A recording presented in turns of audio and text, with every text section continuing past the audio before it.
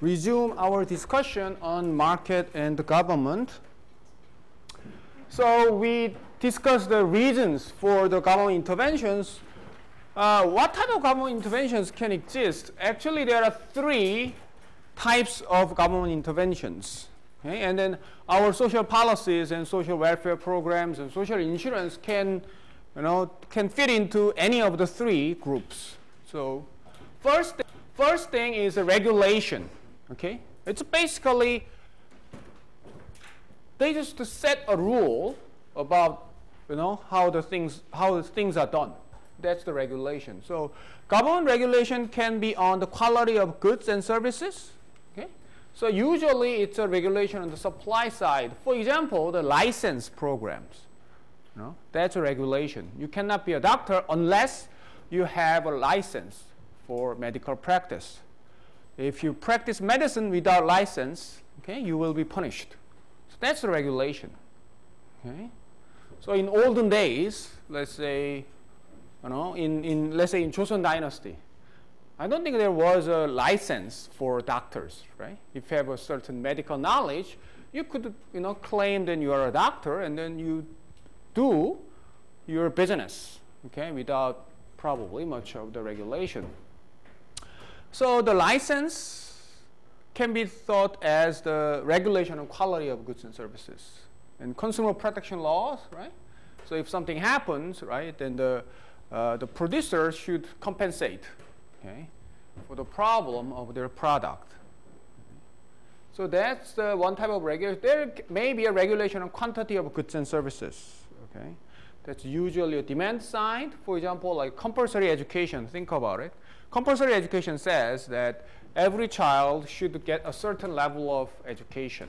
Okay, in Korea's case, how many years? 9 years. It's a compulsory education. So you should get the 9 years of education. Okay, if your kid doesn't get 9 years of education, the parents can be punished. Okay? So actually, compulsory education is a pretty new thing. So it's a 20th century invention. There was no compulsory education in 19th century. And mandatory social insurance, okay, that's the thing that we learn later. Okay, you have to have this insurance. You cannot just get out of it. You have to have it. Okay, so for example, like if you're a Korean citizen, okay, you should be enrolled in national health insurance program. You cannot get out of it. You cannot refuse to be covered by it. Okay, you have to pay for it. Okay, that's a regulation. Okay, it sets a rule that you should do this and you should not do this. So our social insurance program can be thought of a regulation on quantity of goods and services. But there are many different examples. I just gave you a couple only. And price of goods and services, there may be a regulation on price of goods and services. So one well-known example is the minimum wage. It's a price regulation. Okay? Minimum wage basically says that you cannot pay less than this amount to your workers. Okay? So that's price regulation. If everything is on the market, okay, then the employer and employee will decide how much the wages on themselves, right? But here you can decide, but the price, the wage shouldn't be less than this. Okay, so that's the minimum wage. And rent control, in some countries we have rent controls. There are some well-known examples. Like in New York City, there are rent-controlled apartments. Okay? If you go to, let's say, Manhattan, there are lots of apartments. But funny thing is that some apartments is really cheap. Like you pay as less than half of your neighbor, actually even 1/10 of your neighbor's pay, because some parts of some units are rent controlled by the city government regulation. Right? So that's kind of a case. And you can think of many different examples. So one type of government intervention you see quite often is the regulation. Another type is finance. It's about the money. It can be giving money, or it can be, taking away your money. So taxes is obviously a government intervention, on the finance. Actually, for example, the income tax is a very modern invention. Okay. So, I have seen somewhere. In 18th century, for example, there was no income tax in most countries. Okay. And like a English nobleman, right? English noble family that has, big houses, right? Big mansions. Okay. Actually, the England had no income tax until the end of Second World War. After the Second World War, they started income tax. They collected income tax, okay, and tax on wealth from the noble people, and then they should pay the enormous tax. And after that time, actually, lots of mansions were sold because they couldn't just afford to have that mansion because of the tax. So lots of taxes are actually pretty new inventions. So the taxes are collecting the money and giving the money, the income transfers and subsidies. So welfare programs are a way of finance the government intervention through the financial means. So income tax and subsidy, income transfers and subsidies. And there are price subsidies like electricity, public transport, free school lunch, all those things. The government subsidize at least a certain portion of the money. Okay, so if you're poor, for example, like you can get like an electricity subsidy. Okay, something like that. And for example, in Korea, right, the elderly people can ride the subway for free. Okay, so that's a way of financing the money, price subsidy. Okay, so we have lots of subsidies. And the other type is a production. Just the government makes things. Okay, they may sell it or they may give it away. Okay, so government may provide goods and services itself.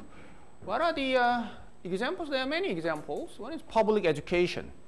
Okay, public education is provided by the government. Okay, they own the buildings and then they pay the teachers. So that is the education provided by the government.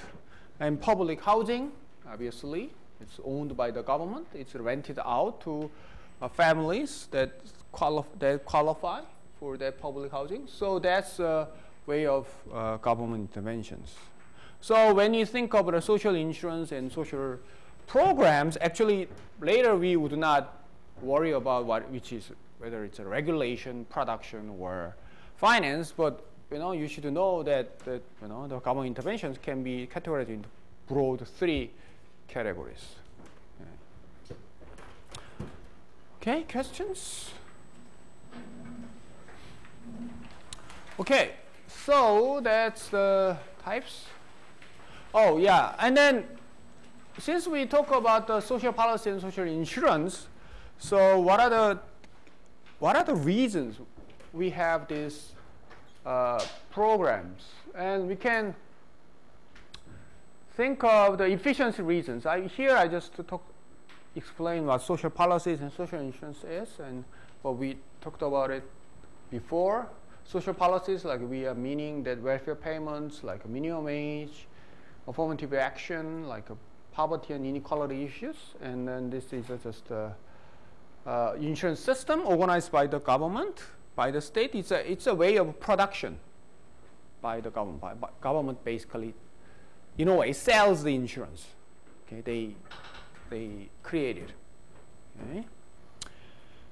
And examples like unemployment insurance, old age insurance, industrial accident insurance. We will look at them in detail later.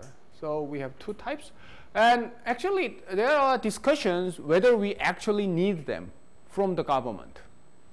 Okay? If you think about it, there are actually quite strong believers saying that we don't need any of these. Right? For example, we don't need to have welfare programs. Okay? They actually say that private charity organizations, private donations can solve most of the poverty problems. So welfare payments is basically just a substitute, like private system.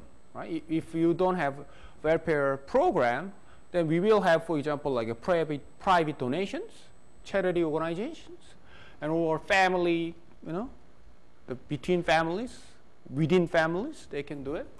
So there are actually quite some arguments saying that we don't need any of this social policy. Social insurance is obviously insurance. The insurance company can actually sell it, okay, if there is enough profit.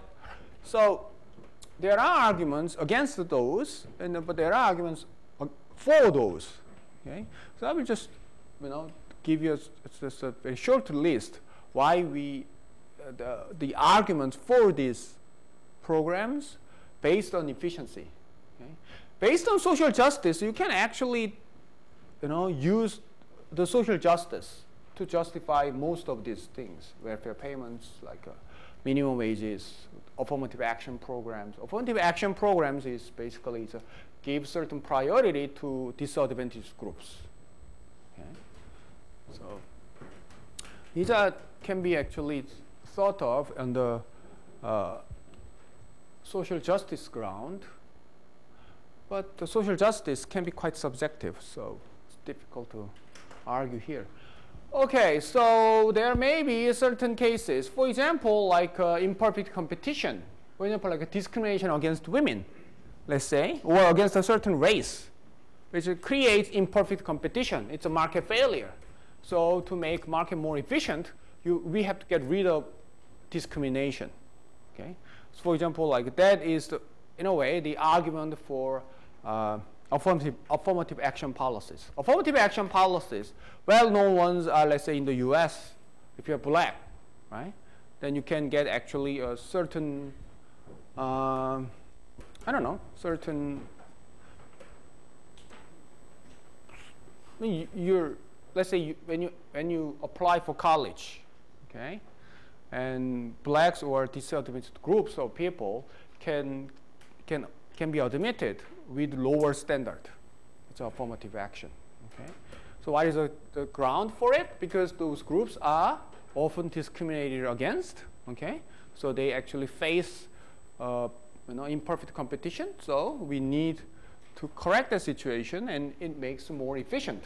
Okay, so that's a way of thinking about it. And externality is, for example, like anti-poverty programs. Poverty has a negative externality. Okay, so reducing poverty is socially efficient. Poverty has a negative externality because quite often that people don't like poverty. Okay, just get depressed around poor people, poor neighborhood. Okay, if you go to a poorer neighborhood, it's not that good. Okay, so people don't like it, even though you are not poor. If you don't want to be in that situation, in that area. Okay, for example. So that is negative externality. So that is the issue that we can talk about. The missing market, that is like social insurance programs. Social insurance programs needed because of correlated risks and information asymmetry. So we need social insurance. So these are just a short list of arguments for the social insurance programs, or social policy programs. Okay, because sometimes we may ask why we actually need this in the first place. Okay? Actually, in our lecture, we wouldn't worry about that too much because we just accept that it's there, and then we just start our discussion from there. But actually, a little deeper question may be that why do we need this in the first place? Okay?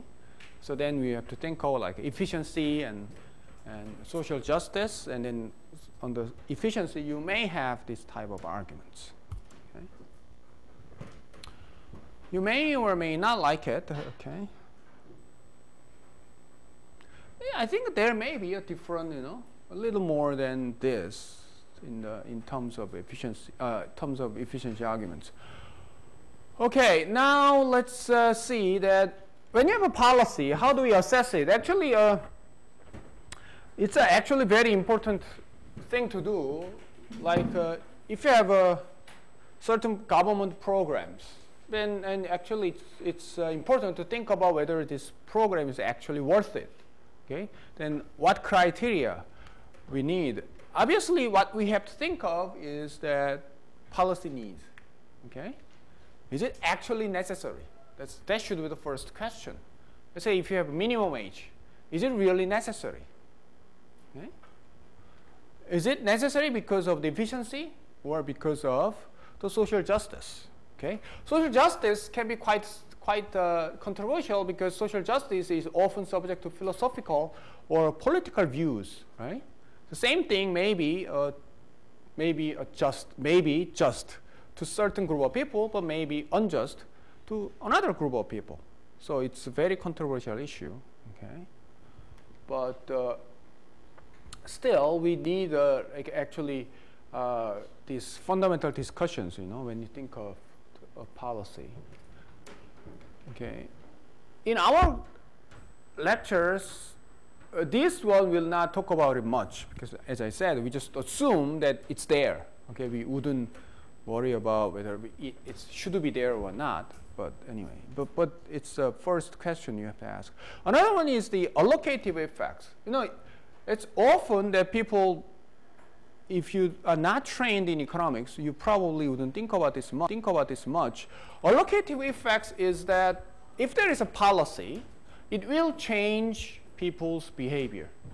Okay, the policy is not just something that it's there and then nothing happens. I mean, if there is a policy, people will adjust to it. The behaviors will change. Okay, and economic theory actually can give us pretty good prediction that what happens if there is a certain policy. Like if there is a minimum wage, then what's going to happen? Okay, if there is a welfare program, how it will change individuals' behavior. Okay? So we call it allocative effects. How does it change the behaviors of the economic agents? It may be, for example, like consumers, maybe farms, maybe workers, or whoever relevant to this program affected by the policy and the allocation of risk. Because they change their behavior, so the resources will be allocated in different ways. Okay? So with this policy, and compared to the case without the policy, what kind of different things happen in terms of resource allocation? It's a very important question. Actually, we will spend lots of time about this in our lectures. Because often the economic theory gives us pretty good prediction about this. Not about this, okay? This one. Another one is, important one is the distributive effects. Meaning that any program should be paid implicitly or explicitly. If it's a subsidy, obviously explicitly it should be paid. If it's a subsidy, then government should find the money somewhere to pay for the subsidy. Then who pays the subsidy, for example? Like who actually finances it and who gets the benefit? Okay? If it's a regulation, it doesn't seem to require much payment, but actually there's implicit payment. There may be some people who lose because of the regulation. Okay? Those losers will actually, in a way, to pay for the price of regulation. Then there are people who gain from this regulation. These people, in a way, get the money because of the regulation. Those are the beneficiaries. So this is a pretty important question. Who gets the benefits and who pays? Okay? Every government program should have, these payers and beneficiaries. Okay? So this is also quite important. Effects of a policy. So we will spend lots of time about these two. Okay. So these three things, in a way, it's like a theoretical analysis of a government program. Okay. So whether it's needed, and how it will change the resource allocation, and who's going to benefit and who's going to pay. So it can be done quite theoretically, actually. If we have a good model of economy, then we can do it. But in reality, also, what's important is that assessing the program actually need probably two more things. Like this is not much about theory. This is about, let's say, the design of the policy. This is well designed so that it can achieve its goal. Okay? It may be, you can assess the design, but also you can assess the a little more complex way. For example, like if the policy changes individuals' behavior, then this change of individuals' behavior may actually nullify what this program is trying to do. Right? People just adjust, and then there is no effect at the end. Okay? It can happen quite a lot, actually. So we will talk about it quite often. So policy effectiveness. So does this policy actually achieve its goal? Okay? If we cannot achieve its goal successfully, then no, probably we don't want this type of program, or we have to change the design of the program. We probably have to have a more effective design of a program. Okay? That has been very important topics for almost every policy discussion. So we will think about this. And cost effectiveness is not much of our issue, but it's an important one. Right? Is the benefit large enough to justify its cost? Okay? Or we can do it cheaply. Okay? Some programs can be very expensive. Some programs probably cheaper, but they achieve, let's say, the same output. So obviously we want a cheaper program than more expensive ones, right?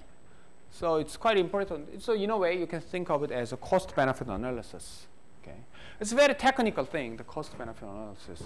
So we are not going to spend much time about this. Okay? But still, when you think of a government program, right, you have to think of these 5 things. Okay? You know, in your let's say, quite often you may be involved in discussions about the government programs, right? Probably in your job or with your friends or with your family. The 5 things you have to think of. Needs, allocations, allocative effects, distributive effects, right? And policy effectiveness, whether it's really effective or whether it's not too costly. Okay? It can be the way that the benefit is there, but actually the cost can be pretty large. So it may not justify its cost. So when you assess a program, we will in our course we will spend most of the time in allocative effects and distributive effects and policy effectiveness. So we talked about the government programs, and so far we didn't think about the government itself much. Okay, and probably lots of people think the government is some type of, I don't know, some type of entity that can do things. Okay, but if you think about the government, especially the democratic government, it's just a group of people, right? It's just a group of people. It's not a god. It's not a computer. It's just a group of people, right, working in government buildings. Okay. So then how the groups of people are selected? Eventually, and at the end, actually is selected by, if it's a democratic society, selected by the people themselves, right? We elect president, right? We elect the members of the National Assembly, right? So those 2 groups are most important ones, right? And then the public, the servants, public employees, public officers, okay? They are selected in a way by their superiors, and superiors and superiors at the end is selected by the, I don't know, it's probably by the president at the end, okay, if you follow the rule. And then who elects the president? You guys elect the president. So what the government is, that actually government is a group of people, organization of people who are selected by the society members to do what the society wants. Okay, you don't want the government to do something against the society's will, right? So it is quite important to think about how the government actually works. So I just made a title, the problems with the government, okay? Because what type of problems you can think of with the government? There are good things, but there are problems with them. Okay, now, how the government policies are decided? It's decided through a political process. Political process the generic definition is the political process is basically aggregating preferences. In the democratic society, if you think about it, what the political process does is that now you have society members, like let's say A, B, right? Then they have certain preference, right? Okay. And then somehow the government should find out their preferences, and somehow they figure out what the society wants, and then they have to decide a decision. Okay? Right? That makes sense? Okay. Now you can think of our class. Our class is just one society. Okay? Then each member has his or her own preference. Okay? For example, what should we eat for dinner? Okay? Or what should we order, let's say, for dinner? Okay? Let's say we can order only one thing. What should we order? Okay? Then each individual will have different ideas. Okay? Then if there is a representative, if there is a government, the government should try to, right, somehow organize, aggregate your preferences and make a decision, right? I cannot, if I'm the government, I cannot just order, oh, what I want. Okay, I want a pizza. Okay, that's it. Everybody has pizza. Okay, it doesn't work that way. It works in this classroom, but you know, if it's a democratic society, probably you don't want it, right? Okay, if everybody wants, let's say, Chinese food, probably we have to order a Chinese food. That's the democratic way of doing it, right? Now, so we have to do something to make decisions, in, thinking of reflecting your beliefs and opinions. Okay, so that's the political process. And there are studies about political process, and one thing that we can actually find out is that political process matters. Meaning is this: the government can make different decisions even though the society members have the still same preference. Okay, so if we adopt one political process, I may say Chinese food. Okay, if I adopt, let's say, another political process, I may say pizza. Okay, although all of you guys still have the same preference, but the government can reach different, conclusions. There is no one unique way to reach a conclusion. Okay. If there is only one unique, let's say, if it doesn't matter how we, collect your opinions, then it's gonna be perfect, right? So we can do something, and then we find out that, okay, this is what the society wants. And then if we do something else, then we still find the same thing, then it would be perfect, because we don't have to worry about whether the government actually reflects the individual's preference well. But it turns out that it's not the case. Not the case. It turns out that government can reach, or democratic political process can reach totally different results depending on what political process they follow. And is there a way of knowing that which political process is better, right? If there is a rank, okay, this process is the best, and this is second, and if this is last, then we can say, okay, we just follow the best ones, and then we make a decision, right? But it turns out there is no way of knowing which is the best. Okay, what does it mean? Government probably don't know what we want. Well, even though they know what we want, their decision may be very different from many members of society's preference. There is no perfect way of reaching a decision. Okay? That's like a conclusion of the study about political process. Okay? So that's, in a way, it's a pretty depressing conclusion, isn't it? Because our government may not, actually there is no way of doing the things right. There is no right way of doing it. I think it's not in your lecture, but let me give you just an interesting example, what we mean by that. Okay, this is about voting. Think about the political process. And one of the, the often used way of making a decision is by voting, right? Think of, most of democratic societies, they vote.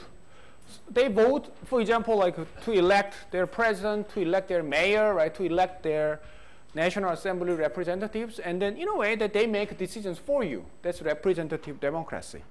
Because we cannot decide everything by vote, right? So you elect your representatives, and then this representative will make decisions, presumably reflecting our preference. Okay? So let's think of vote. Okay, there is some term that you need to know, but anyway, you don't have to need to know. I just give you an example. You don't have to worry about this. At large legislature, what it means is, think of this. I'll just give you a diagram. Let's say we have to elect 3 representatives. Let's say our National Assembly have, let's say, 3 people in it, 3 individuals in it. Okay.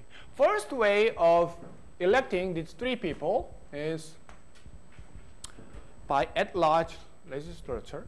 Okay, I cannot pronounce it properly. Okay, we have all bunch of people. Okay, one way of voting it is that each candidate is selected by everyone. Okay, so if you go to a voting booth, okay, you have 3, okay, votes. Okay, for representative 1, I want this person. For representative 2, I want this person. For representative 3, I want this person. Okay? That's one way of voting. So everyone has a chance to vote for each of the seat. Okay? So that's the first one. The second one is another way of selecting our representative. It's often used. Actually, it's used in our country and in many countries. We just divide the members into groups, quite often geographical groups, like Seoul City and different area and Busan and something. And then each city will select only one representative, right? So this is the person who represents our district. And that person represents another district. Okay? So that's the second way of doing it. Get it? Okay? So in democratic society, you can find the first way, a large legislature, like U.S. Senate. The U.S. Senate is something like, if it's a big state, and then there are actually 2 senators. Okay? But anyway, to select a senator, each member of the state can vote for each representative. Okay? And then this second case is actually just divide, this big area into smaller area, and then each area votes independently. Okay? And third way of doing it is a proportional representation. It's basically what it does is that we don't vote for the candidate specifically. What we vote for is, let's say, for a political party. Okay? So each member will, okay, I like party A and party B and party C, right? So if A gets, let's say, 50% of votes, then 50% of representatives will belong to party A. And if it's like 20%, 20% will belong to party B, 30% will belong to party C. Okay? Make sense? So there are 3 ways of voting. It's quite often used.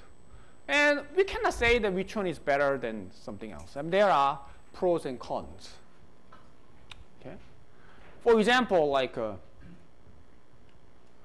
like this one and that one. Which one is better? I mean, it depends. Okay? For example, this one, probably each representative will actually try to represent their own district pretty hard. So each smaller district can have their own voice. But in this case, probably not. This representative will probably care more about, let's say, large cities because they have more votes. Okay? Smaller ones may be ignored. In this case, we don't have to worry about it. Right? Smaller ones, large ones, they may have. You know. So there are pros and cons for each of the system. And as you figure out by now, if we do actual voting, depending on what system you use, we may reach a totally different conclusion. Okay, let me give you an example. Think of an example like, let's say there are three groups, let's say 3 parties or 3 groups of people who have certain preferences. Let's say there are only 3 groups of people, and A, B, and C. So A makes up 45% of all, B makes up 25%, C makes up 30%. Okay? And each group would like to be represented by a member of their own group. So A group people want someone in their own group, B group wants someone in their B group, and C group wants someone in the C group. So a group maybe you can think of it as like political views or, you know, whatever, their own interest. Just 3 different things. And let's say the district elects 3 representatives. Now, first thing, then how will each group represented? So, you know, what's going to happen after the voting? First one is think of the at-large legislature, meaning that each person can vote, cast vote for each of the candidates, each of the 3 seats. Okay? So for the first seat, if you do it, let's say A, B, and C. Okay? For the first seat, okay, if it doesn't matter whether it's a majority or not, majority means 50%. So if there is a majority rule, then you should have at least 50% of votes to be elected. But let's say, first thing, let's forget about the majority. Let's say if you win the most votes, let's say you will win the election. Okay? So that's one way of doing it. Now, think of at-large legislature, meaning that each person can cast vote for each seat. Okay? For the first seat, who will be elected? Group A or B or C? Must be A, right? Because, why? Because A candidate will get 45% of votes, B candidate will get 25, C candidate will get 30%. So obviously the first seat will go to group A. How about the second seat? C? It should be A, right? Because now everyone votes for the second seat also, again. And again, the A group gets the largest votes, right? And how about the third seat? We'll get the A again, right? So if we follow the first rule, every representative will be from group A. Okay? Large group always wins. Okay? So, you know, so the case 1 is A only, AAA. Okay? So if you go to, if this government sets up a policy, the policy will be very likely to be the one that favored by group A individuals. Group B or C probably will not have much chance of, you know, having their voice. Okay. How about if we have majority rule? The same, but you have to have 50% of votes. At first, there is no majority, right? Because 45, 25, 30. So what usually happens is that then we select the 2, right? The two candidates who get the most votes, and then we do another round, right? That's what we usually do. So what happens? First seat, we will have second election between candidate from A and C, right? So who will win?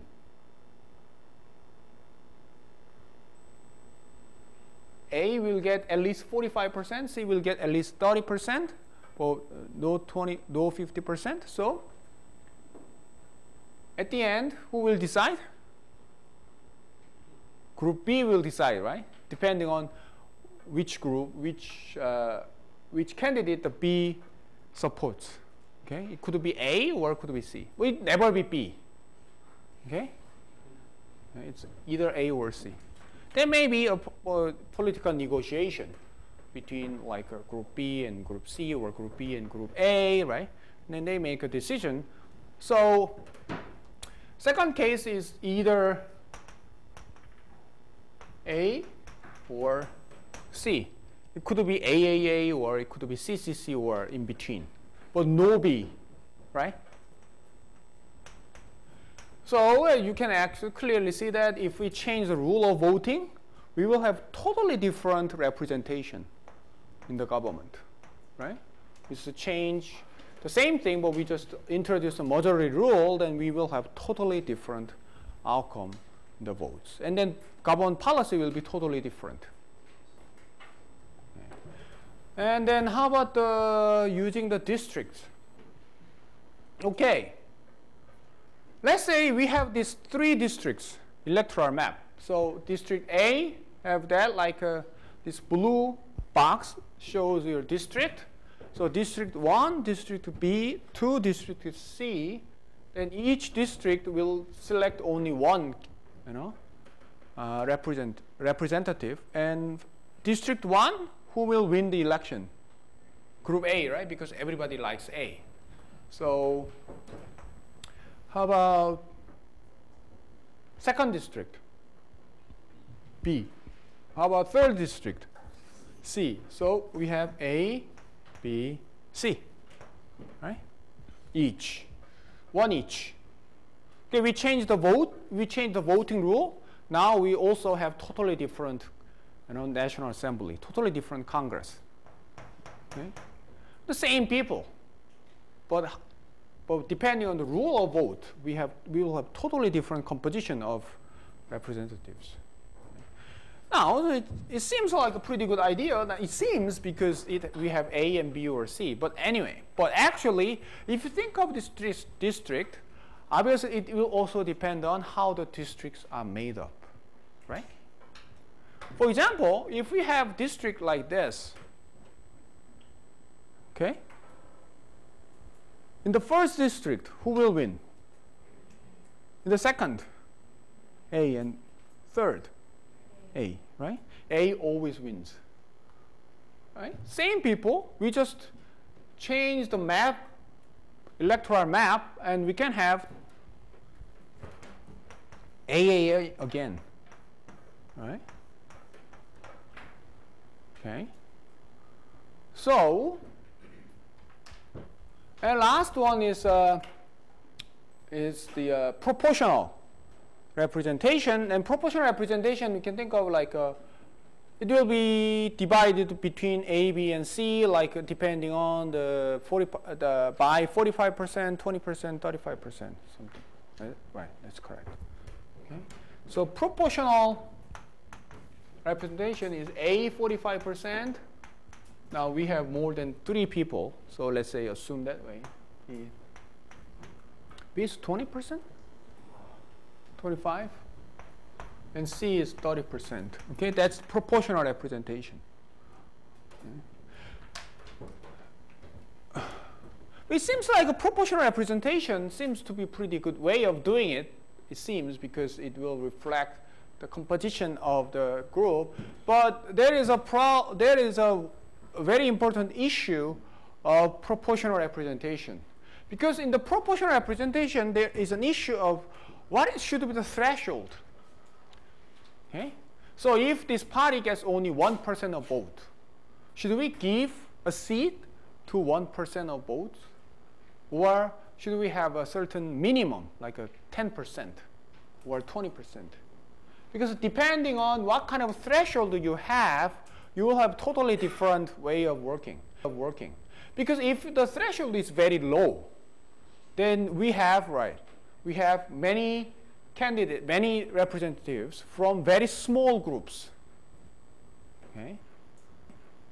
So the political process can be pretty, difficult to go through all these groups. Right? Or if the threshold is very high, then what? Then the smaller groups will be ignored. Okay? So depending on how you set the threshold, even though the proportional representation seems to be a pretty good idea, actually depending on the threshold, you may have totally different composition of the representatives. So I just give this example to show that actually the voting, by changing the rule of voting, by changing the rule of political process, we may have totally different government. Okay? So if we have totally different government, we have totally different government policies and programs. Okay? So even though when we say the government, it seems like we are talking about government as some type of single entity, but it's not actually true. Right? The composition of the government may change depending on what we do through the political process. So there is no single government. Okay.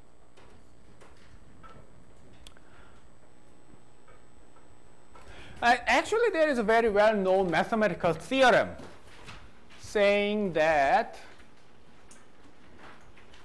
when any group is making a decision among 3 or more alternatives, if it's 2 alternatives, it's okay, it's easy. Okay?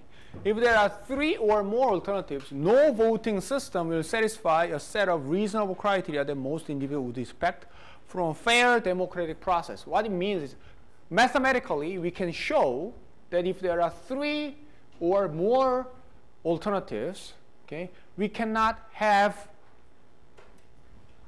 a perfect democratic process to make decisions. Okay. Any democratic process is imperfect in the sense that it will violate certain properties we expect from the democratic process. Okay, so this is a little bit of complicated theorem. This is called Arrow's impossibility theorem. I'm not gonna go into detail, but I just give you an idea. Okay, so social welfare function. What is social welfare function? Social welfare function is just simply that we have all these different individuals' preferences, and we just aggregate them into a decision. Okay? Let's say we pick a policy. We pick our dinner menu, something like that. So we have a certain way of aggregating all of your preferences, and then we pick a dinner menu, let's say. We need what we want. We want pizza, we want Chinese, or we want Korean. Okay? Let's say there are 3 alternatives. We want to decide which one we want as a group. Okay? So we have to have something to aggregate all these preferences. Okay? And you can think of this as something like a function. It's like a mathematical function. You put all these things into this function, and then we make a decision. We have the outcome from this function. Right? So it's, in a way, it's a mathematical function. Okay, we have all these different inputs into the function, and they need to give you a number. Number 1, yeah, pizza. Number 2, Chinese. Number 3, yay, Korean. Okay? That's how it works. So we call it social welfare function. And what this theorem shows is that this social welfare function cannot be perfect. It's impossible to be perfect. That's what the impossibility theorem means. Okay, why? Because that social welfare function will violate any of these conditions. First, the 2 conditions are actually very technical. Okay? So unrestricted domain means that this function should work for every decision. You cannot have this function for this decision. You cannot have another function for that decision. You cannot have it. Right? If you have a social welfare function, it should work for every decision. It's not fair to change the process depending on the cases. Okay, that's the first thing. Okay. Second thing is completeness means that the outcome must be clear. The outcome should give us either it's a pizza, Chinese or Korean. We want pizza more than Chinese or Chinese more than Korean, right? We cannot have, we don't know. We cannot have a decision that we don't know. Okay? We cannot have that decision. We don't know. We know. Okay? That's the second condition. These two are very, in a way, it's technical. What is interesting about that is that this social welfare function should satisfy these other four conditions. One is called transitivity. Okay? If this social welfare function is a good function, it should satisfy this condition. What? If A is preferred to B and B is preferred to C, then A must be preferred to C. Okay? If you figure out, and if you figure out that pizza is preferred to Chinese, Chinese is preferred to Korean, then it must be the case that pizza must be preferred to Korean, right? You cannot have reverse. You know? This one is better than this, and this one is better than this, but you cannot have, and then certainly the Korean is better than pizza. It's not allowed. It doesn't make sense. Okay? So that's the transitivity condition. Second condition is Pareto optimality. Pareto optimality simply means if everybody wants pizza, the decision must be pizza. Okay? That makes sense, right? If it's a democratic society, if everybody wants Chinese, we should have Chinese at the end. That's the second condition. That makes sense, right? Third one is non-dictatorship. Okay? It's a democratic society. It just cannot. The decision cannot be made by only one person. Decision cannot be made by this guy, this professor. You know? I like pizza, so I don't care what you want. I will just pick pizza. Okay? It's not allowed. Okay? Everybody should have an equal say, in a sense. Okay? That's the third condition. The last condition is a little interesting, but it can be a little confusing, but actually, if you think about it, it's a reasonable one. Okay, if I ask you that do you want pizza or Chinese? Then, let's say the group picks pizza. Okay, pizza is better than Chinese. So comparing these two, we want pizza. Okay. Then now I ask, do you want pizza, Chinese, or Korean? Okay? Then, if we look at only pizza and Chinese, still, this group should want pizza over Chinese. It doesn't matter whether we have an option of Korean or not. Okay? If you want pizza over Chinese, it doesn't matter what the options are, what the other options are, you still want pizza over Chinese. You know what I mean? It makes sense, right? So if you decide that between the two I want A, then it doesn't matter what the other options we have, we still want A. Okay? You probably want Korean over pizza or Chinese. Okay? That's okay. But still, if you pick pizza and Chinese considering Korean, you will, if it's Korean is not picked, then you should pick pizza. Because that's what you wanted without Korean over Chinese. So that's the last one, independence of irrelevant alternatives, meaning that Korean is irrelevant. When you make decision between pizza and Chinese, it doesn't matter whether you have Korean option or not. Okay? Makes sense? So these are four conditions. It's simple, actually. It's not that difficult to think of. Transitivity, Pareto optimality, non-dictatorship, and II. This is called IIA, independence of irrelevant alternatives, IIA. So you have, and it turns out mathematically, we cannot have a social welfare function that satisfies all these four conditions plus the first two. So if we have social welfare function, it will violate at least one of it. What it means is there is no perfect way of making decisions.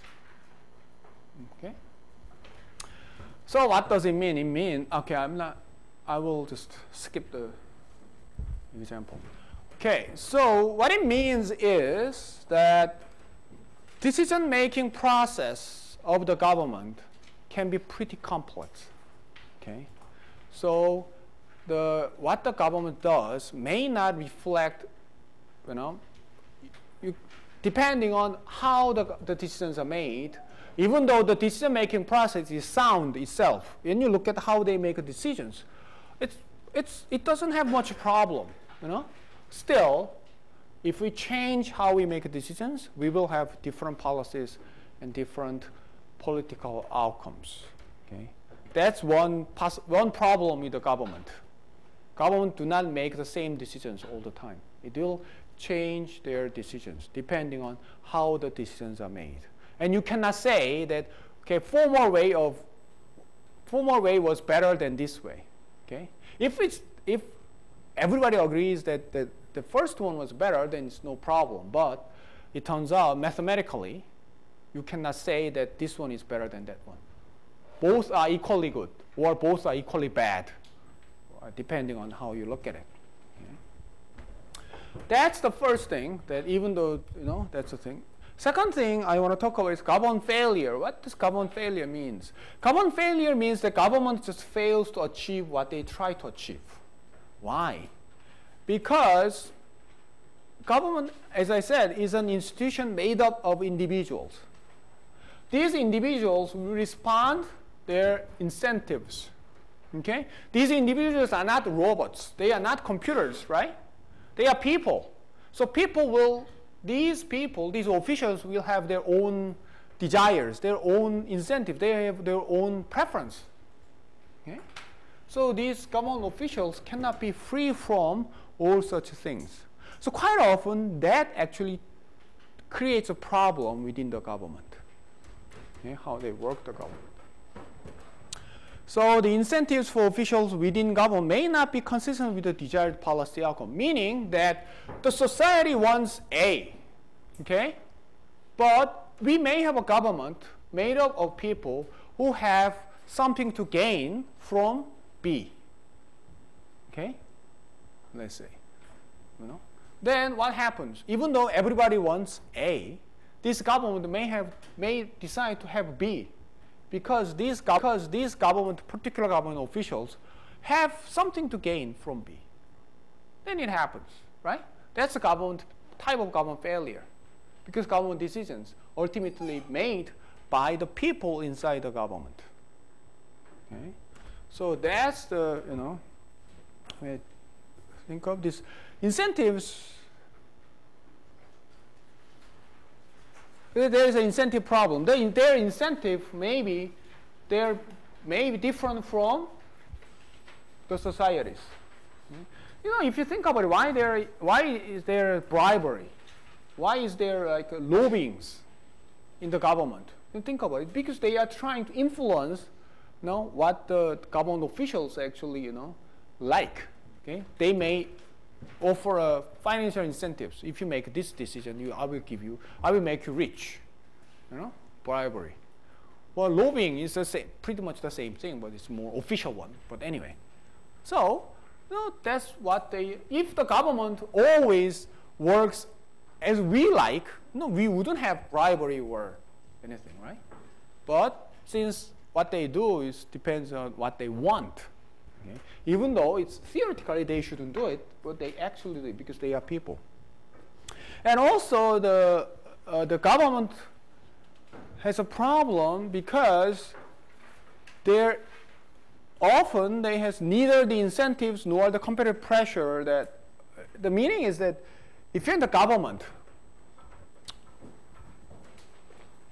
you can be very lazy, but not fired.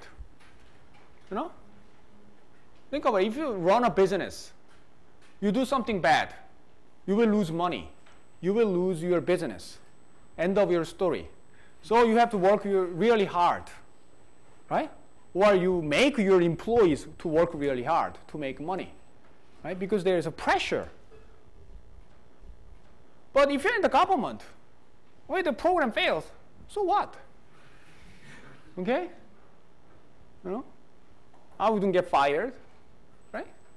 because the government officials are, actually most countries, their employment is very well protected. Because of necessity in a sense, because if we fire every government official, every time a government program fails, we wouldn't have a government, right? If you think about it, right? This program fails, you go. If you do it all the time, right, within a year, we have nobody in the government. Because some programs will fail even if they try really hard, right? It's like the business will fail even if you try really hard, okay? So we cannot, and then if that's the case, then no government official will try to work, right? If they know that I will get fired if I make a mistake, they probably would rather not trying anything. I would just sit, in my office and then do nothing because it's safe. So we cannot have so it's a dilemma. You have to give them a certain protection, okay? In terms of, the risk of firing cannot be too great. But since there is no risk of firing, probably these people have no incentive to actually work hard, okay? That's the thing. But if you're in business, okay, you cannot afford to do it. You have to make money, okay? So the government or agency or program is less likely to be as efficient. Okay? They are not work really hard or responsive as the private sector. Private sector will be very responsive to, let's say, what consumer wants. If you produce something that no customer wants, you will go out of business in no time. But in government, it doesn't matter. If nobody wants it, yeah, so what? Okay, we just get rid of them, we make a new one. Okay? So that's the thing. Yeah. Another is that like no self-correcting mechanism for bad government, meaning it's basically the same thing. Now in the business, okay, there is a self-correcting mechanism, because it means that you check how your business is going, then you find out something is not going well, you probably change your product, you may change the people or whatever, okay, to get the better results. In government, if the government is doing something bad, okay, what the society can do is quite often is to wait for the next election, right? You cannot just change the government overnight. You probably wait until the next election, you vote, and then you hope for the new government to do better. Okay? So the self-correcting mechanism is very slow in the government. So even the government is not doing well, for the time being, they are pretty safe. Okay? So quite often you find, actually you probably already know, government fails more often than you think. Okay? So we have a market failure, so market may fail, but the government also can fail. Okay? So government is not the answer to every problem. Okay? So we spent like 2 lectures. So let me just give you key points and then finish the lecture. So what we have discussed so far is that government should perform its basic functions for a market economy to thrive, right? We talked about like rule of law, like currency and value of currency, right? So government should perform the basic functions well. Okay, that's the given. And about the market is efficient in producing and allocating most goods and services, because that's but in certain cases it fails. Okay, so we talked about it. And if market fails, government intervention may enhance efficiency. Okay, if they do well, then we probably have better outcome. And some government interventions may be justified on the ground of social justice. It's efficiency or just social justice may become the ground. But for the government, there is no single and perfect way for the government to make democratic decisions. Okay, so decision making can be a problem, and also the government is often incapable of delivering the desired policy outcome due to its own shortcomings. Right? There are incentive problems, there are self-correcting lack of self-correcting mechanisms. So we talked about this. Okay, I think we finish today here.